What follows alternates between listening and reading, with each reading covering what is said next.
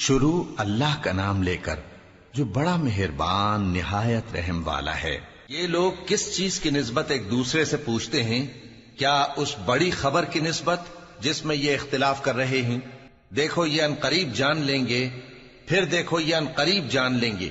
کیا ہم نے زمین کو بچھونا نہیں بنایا اور پہاڑوں کو اس کی میخیں نہیں ٹھہرایا؟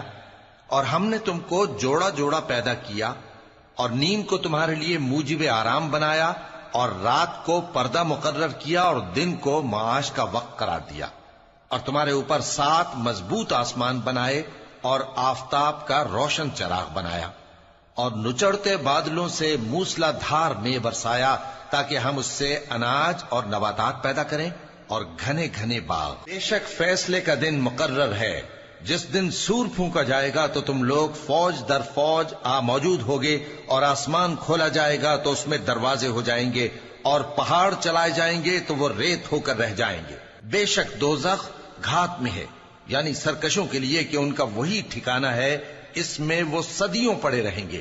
وہاں نہ ٹھنڈک کا مزہ چکھیں گے، نہ کچھ پینا نصیب ہوگا مگر کھولتا پانی اور بدبودار پیپ۔ یہ بدلہ ہے ان کے اعمال کے موافق۔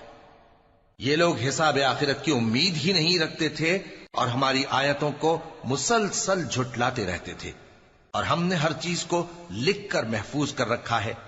سو اب مزہ چکھو، ہم تم پر عذاب ہی بڑھاتے جائیں گے۔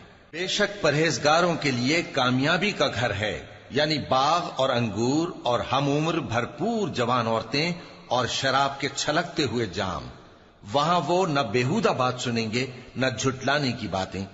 اے نبی صلی اللہ علیہ وآلہ وسلم، یہ تمہارے پروردگار کی طرف سے صلہ ہوگا جو حساب کے مطابق انعام ہوگا۔